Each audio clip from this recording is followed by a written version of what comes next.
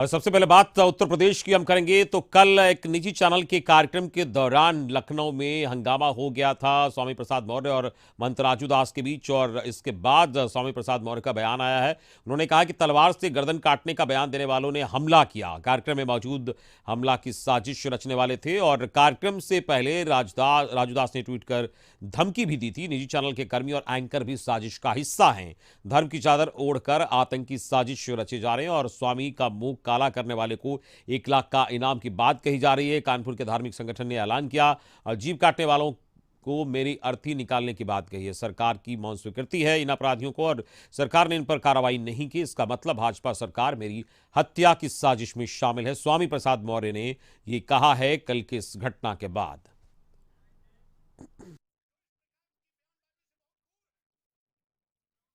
मेरे पीछे हत्या की साजिश में लग गए। कोई मेरा सिर काटने के लिए 21 लाख तो कोई 51 लाख की सुपारी दे रहा है। कोई जीभ काटने के लिए 5 लाख तो कोई 11 लाख की सुपारी दे रहा है। कोई हाथ काटने के लिए, कोई कान काटने के लिए, कोई नाक काटने के लिए और कोई हत्या करने की बात कर रहा है। तो स्वाभाविक रूप से यह साधु वेश में जो आतंकवादी और आपराधिक चेहरे हैं, सरकार को चिन्हित करके उनके खिलाफ कड़ी कार्रवाई करनी चाहिए थी, एफआईआर दर्ज करानी चाहिए थी। वहीं स्वामी प्रसाद मौर्य और राजूदास विवाद के मामले में महंत राजूदास ने अपना पक्ष रखा है। लखनऊ में राजूदास ने शिकायत दर्ज कराई है। सीएम से मुलाकात कर कार्रवाई की भी उन्होंने मांग की है और इस पर अपनी पक्ष को रखा है। जिस प्रकार से स्वामी प्रसाद मौर्य सनातन धर्म संस्कृति पे हमला कर रहे हैं, साधु संतों को गाली दे रहे हैं, रामचरितमानस को गाली दे रहे हैं, रामचरितमानस जलाने की बार बार धमकी दे रहे हैं, रामचरितमानस को बैन करने की धमकी दे रहे हैं, ये दुखद है, निंदनीय है। और मैं 100 करोड़ सनातन प्रेमी के तरफ से बैठकर ये बात को रख रहा हूँ। जिस प्रकार से स्वामी प्रसाद मौर्य धर्म को अपमानित करने का कार्य करें, एक तरफ तो संविधान की बात करते हैं, समानता की बात करते हैं, सामंजस्य की बात करते हैं, कुरीति को खत्म करने की बात करते हैं, क्या यही उनका भाव है? क्या उनका ये अभिप्राय है कि रामचरितमानस को गाली देना, सनातन धर्म संस्कृति को गाली देना? और स्वामी प्रसाद मौर्य और महंत राजू दास कल एक निजी चैनल के कार्यक्रम में लखनऊ पहुंचे थे, जहां पर विवाद बढ़ गया और झड़प हो गई, हाथापाई हो गई, जिसके बाद दोनों की ओर से ये बयान आया है। कार्रवाई की मांग की जा रही है दोनों ओर से। और हमारे साथ उत्तर प्रदेश के ब्यूरो चीफ आकाश द्विवेदी फोन लाइन पर जुड़ गए हैं। आकाश, बिहार में ये बयान सबसे पहले शुरू हुआ था विवाद, और उत्तर प्रदेश में विवाद और गहरा गया है और वहां बवाल बढ़ता जा रहा है। और स्वामी प्रसाद मौर्य एक और रामचरितमानस से उस पंक्ति को हटाने की बात कह रहे हैं और वहीं महंत राजूदास जो है उस पर अपनी आपत्ति दर्ज करा रहे हैं। कल निजी चैनल के कार्यक्रम में हाथापाई हो गई, हमने खबरें भी दिखाई। तो क्या लगता है उत्तर प्रदेश के सभी मामले जो हैं और जो इशू हैं वो खत्म हो गए हैं? इस तरीके से बेवजह की राजनीति की जा रही है वहां। देखिए, कल भी अमित जी मैंने ये बात कही थी कि स्वामी प्रसाद मौर्य हमेशा अपने आप को लाइमलाइट में बनाए रखने के लिए इस तरीके से अनाप शनाप बयान देने के लिए जाने। स्वामी प्रसाद मौर्य ने इसी चीजों को लेकर रामचरितमानस पर अपना बयान दे डाला, जो कि पूरी तरीके से बेतुका और कहीं से भी तार्किक नहीं था। इसको लेकर जहां हिंदू संगठनों ने एक तरफ इनके ऊपर आरोप लगाने शुरू किए और हमलावर हुए, तो ही राजनीतिक पार्टियां भी स्वामी प्रसाद मौर्य को घेरना शुरू कर दी।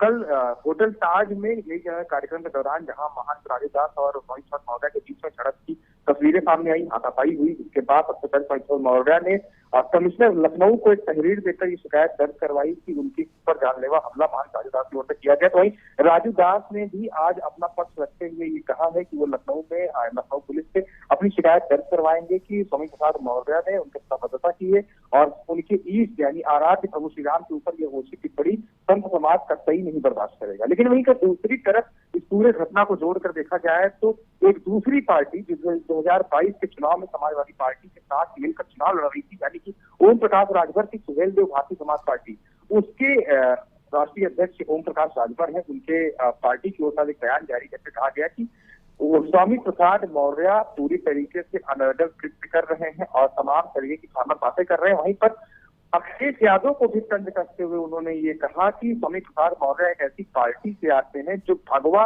विरोधी पार्टी है। यानी कि साफ तौर पर अगर आप देखिए तो रामचरितमानस की अगर आप साफ तौर पर देखें तो रामचरितमानस की बयान को लेकर धार्मिक भावना तो खत्म हो चुकी है, लेकिन राजनीतिक आग लगातार जल रही है। बिल्कुल, इस पूरी बातचीत के लिए बहुत बहुत शुक्रिया आकाश द्विवेदी आपका। आकाश द्विवेदी हमारे उत्तर प्रदेश ब्यूरो चीफ बता रहे थे किस तरीके से राजनीतिक रूप से इसको आगे बढ़ाने की बात की जा रही है और लगातार ये प्रयास चल रहा है, लेकिन जो अन्य मुद्दे हैं वो पीछे छूट गए हैं और एक तरीके से कहा जाए बेवजह का विवाद बढ़ता जा रहा है। और इस मुद्दे पर सपा की ओर से क्या कुछ कहा गया वो हम आपको सुनवाते हैं। देखिए, माननीय स्वामी प्रसाद मौर्य जी के साथ कल जो घटना हुई, समाजवादी पार्टी उस घटना की निंदा करती है। देश में संविधान है, आप सहमत असहमत हो सकते हैं, कानून अपना काम करता है, लेकिन किसी पे हमला कर देना, किसी की गर्दन काटने पे, जबान काटने पे इनाम घोषित कर देना, ऐसी तालिबानी संस्कृति की समाजवादी पार्टी निंदा करती है और समाजवादी पार्टी सरकार से सख्त कार्रवाई की मांग करती है। यूपी के बांदा में बारात लेकर आए बारातियों पर दबंग, पड़ोसियों ने जमकर लाठी डंडे और अवैध हथियार दिखाए और लाठी डंडे बरसाया, तमंचा भी दिखाया। मारपीट के दौरान बाराती गंभीर रूप से घायल हो गए और लड़की के पिता ने पुलिस अधीक्षक को फोन कर इसकी सूचना दी। सूचना मिलते ही मौके पर पुलिस पहुंचकर इसकी जांच की और पिता का आरोप है कि पुलिस अभी तक आरोपियों को गिरफ्तार नहीं कर रही है। थाना कोतवाली नगर क्षेत्र अंतर्गत एक वीडियो वायरल हुआ है जिसमें इसका संज्ञान लिया गया है। मेडिकल चौकी क्षेत्र में कल रात एक शादी समारोह में दो पक्षों में मारपीट हुई है और एक तमंचा भी लहराते हुए दिखाई पड़ रहा है वीडियो में, जिसकी जांच की जा रही है। तहरीर के आधार पर विधिक कार्रवाई की जाएगी। यूपी बोर्ड की 10वीं 12वीं की परीक्षाएं आज से शुरू हुई और पहली बार बोर्ड परीक्षा में सिलाई युक्त कॉपियां दी गई है और इसको लेकर कंट्रोल रूम भी बनाया गया जहां से निरीक्षण किया जा रहा है।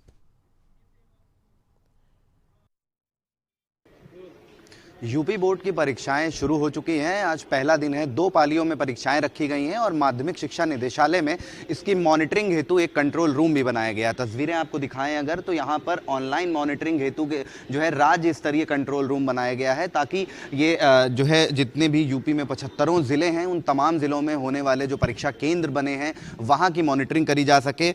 तमाम जगहों पर CCTV कैमरा लगाए गए हैं, साथ साथ वॉइस रिकॉर्डर डिवाइस लगाया गया है। नकल विहीन परीक्षा कराए जाने को लेकर के ये कदम उठाया है यूपी बोर्ड ने। माध्यमिक शिक्षा निदेशालय में ये कंट्रोल रूम बनाया गया जिसके अंदर पूरी एक टीम बैठ करके निगरानी करी है और साथ साथ आपको बता दें कि 2 पालियों में ये परीक्षाएं होनी है। पहली पाली 8 बजे से लेकर के 11:15 तक और दूसरी पाली 2 बजे से लेकर 5:15 तक होगी, जिसमें 10वीं से 27,69,258 परीक्षार्थी पंजीकृत हैं और साथ साथ इंटर से 31,16,487 छात्र छात्राएं पंजीकृत हैं।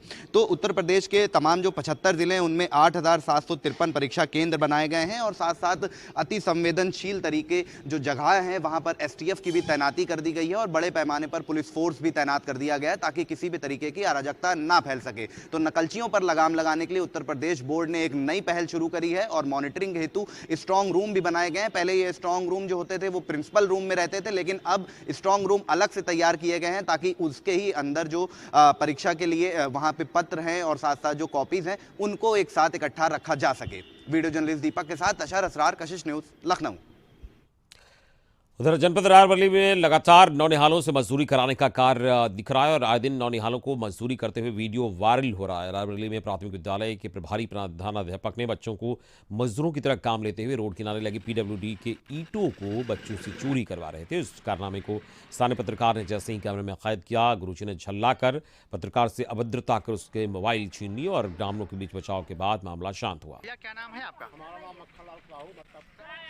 मेरा नाम सूरज पत्रकार है। कहाँ के निवासी हैं?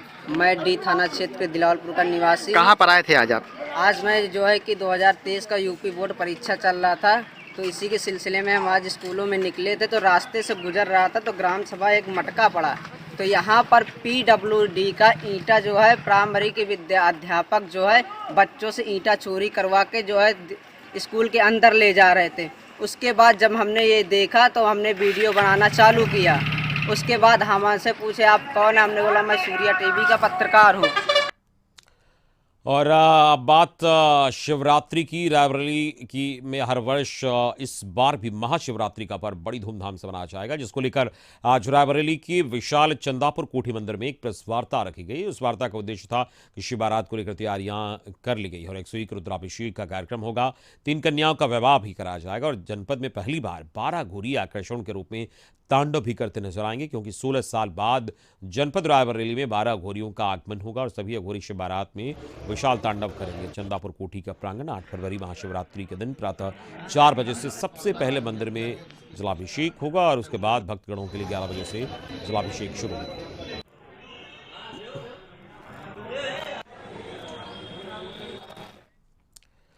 सरकार मनरेगा के तहत गरीब मजदूरों को गांव में ही रोजी रोटी मुहैया कराने के लिए अरबों रुपए पानी की तरह बहा रही है, लेकिन ग्राम प्रधानों की खाऊ कमाऊ नीति के चलते सरकार की इस योजना से पलीता लग रहा है। और ऐसा ही एक मामला रायबरेली के जगतपुर विकासखंड में देखने को मिला, जब बेनीकामा गांव में तालाब की खुदाई में 11 मजदूरों को लगाकर 42 लोगों के नाम की मजदूरी ली जा रही है और इसकी शिकायत गांव के ही कुछ लोगों ने की है। और जानकारी के अनुसार जिले के जगतपुर विकासखंड के बेनीकाम ग्राम सभा में मनरेगा के तहत तालाब की खुदाई की जा रही है, जहां इस तरीके से धांधली हो रहा है।